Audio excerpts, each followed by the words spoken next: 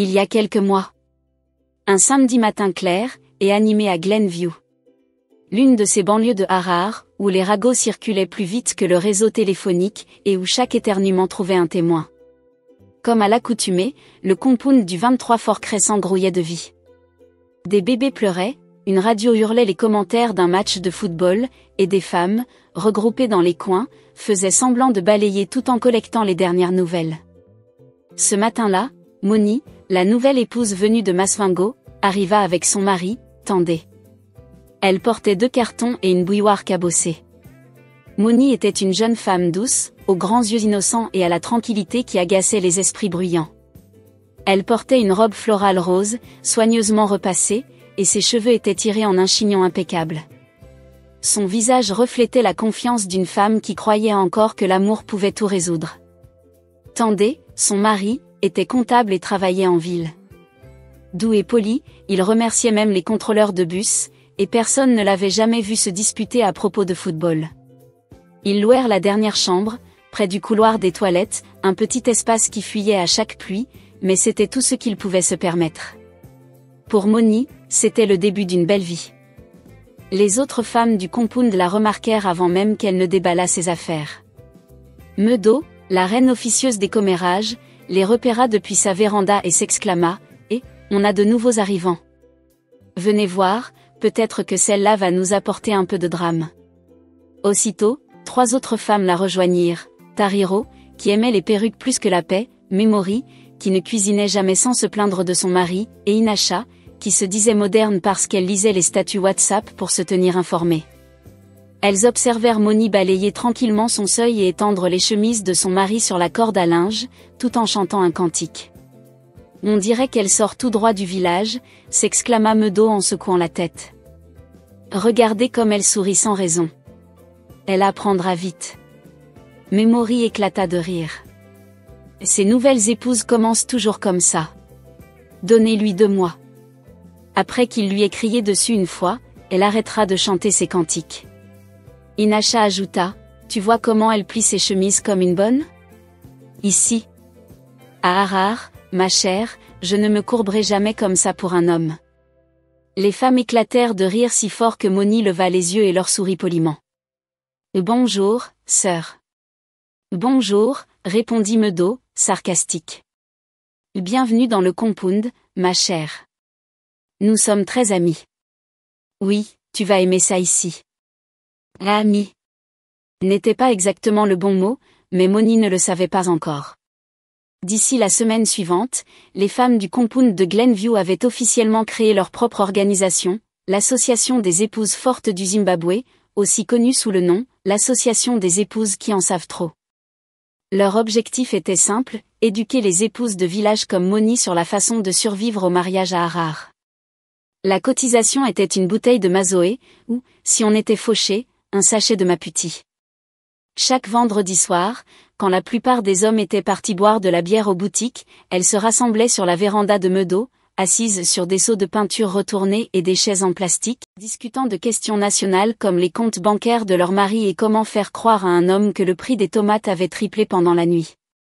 Les réunions commençaient toujours par Medo frappant une cuillère en bois contre sa tasse en métal et hurlant « Mesdames, de l'ordre dans le compound. » La parole est maintenant ouverte pour les questions relatives au mariage. Les femmes acclamaient et riaient, sirotant du thé trop sucré. Tariro, toujours la première à parler, disait « J'ai dit à mon mari que l'école avait demandé des frais supplémentaires. Il m'a donné $2000 zimbabwéens et j'en ai utilisé la moitié pour m'acheter une nouvelle perruque. Maintenant, dites-moi, est-ce que c'est du vol ou de l'auto-soin ?» De l'auto-soin, hurlaient-elles toutes. Même Memory, celle avec 3 enfants et un visage en permanence en colère, hochait la tête fièrement. La semaine dernière, j'ai dit à mon mari qu'on n'avait plus d'huile de cuisson. Il m'a donné de l'argent, mais j'ai emprunté de l'huile à Inasha à la place. J'ai utilisé le cash pour m'acheter de nouveaux vêtements. Quand il est rentré, je lui ai dit, « Regarde comme je suis belle grâce à toi. » Les rires remplissaient le compound. Inasha, avec ses tresses jaunes brillantes, dit, « Mon mari croit que je suis fidèle, mais j'ai un petit compte secret. Quand je mens en disant que ma mère est malade, c'est là que va l'argent. Une femme sans compte secret, c'est comme un soldat sans armes. Les femmes applaudirent et acclamèrent. Puis Meadow se tourna vers Moni, assise silencieusement au bord de la véranda, pliant son pagne et souriant nerveusement. Alors, sœur Honnêteté, dis-nous tes secrets de survie.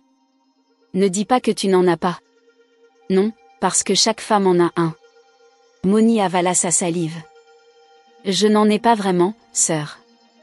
Je dis simplement la vérité à mon mari. Je pense que l'honnêteté maintient la paix dans un foyer. Il y eut un silence. Puis tout le monde éclata de rire si fort que même les enfants jouant dans le couloir s'arrêtèrent pour regarder. Le lundi matin, Tendé partit de la maison plus tôt que d'habitude, portant une chemise grise et tenant un petit dossier noir. Il salua tout le monde dans le compound poliment, mais son sourire cachait un secret. Et puis, vers le milieu de la matinée, la paix de Glenview s'évanouit. Monsieur Dube, le mari de Meadow, revint soudainement de son travail, l'air furieux. Meadow, où es-tu? Qu'est-ce que c'est que ces bêtises que j'entends? Sors avant que je ne défonce cette porte. Les gens se précipitèrent pour voir ce qui se passait. Meadow sortit en enveloppe, tenant encore une cuillère de bouillie. Là, qu'est-ce qu'il y a, mon mari? Pourquoi cries-tu comme un policier maintenant? Il la pointa du doigt, furieux. Et ne me fais pas ton mon mari. Toi et ton groupe de femmes stupides, vous avez essayé de gâcher le mariage de cette fille. Vous lui avez appris à prendre de l'argent qui ne lui appartenait pas. Vous vous appelez les épouses fortes? Vous n'êtes fortes qu'en stupidité. Meadow fronça lentement les sourcils, feignant toujours la confusion.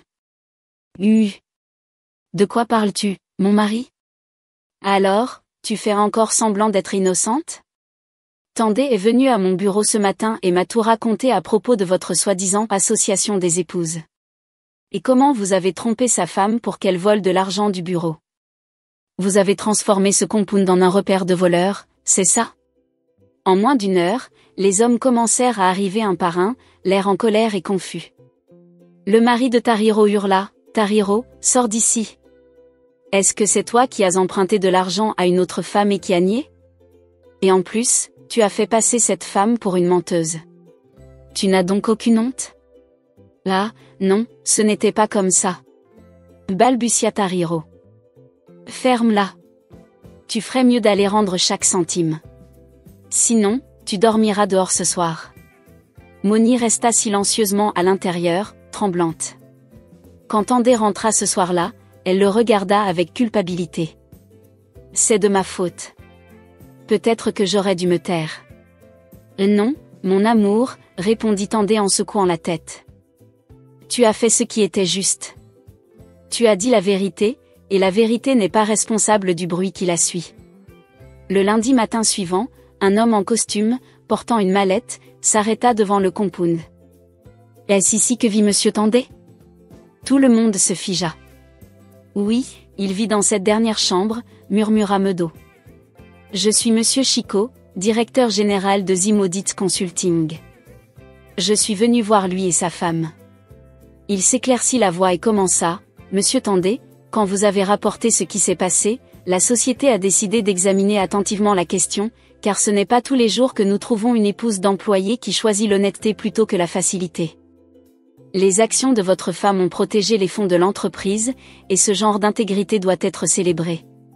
Il se tourna vers Moni. Madame, au nom de Zimodit Consulting, je tiens à vous remercier pour votre honnêteté. Nous promouvons votre mari au poste de directeur financier et vous serez tous les deux transférés dans un appartement de fonction à Avondale, sans loyer. Nous avons besoin de familles comme la vôtre.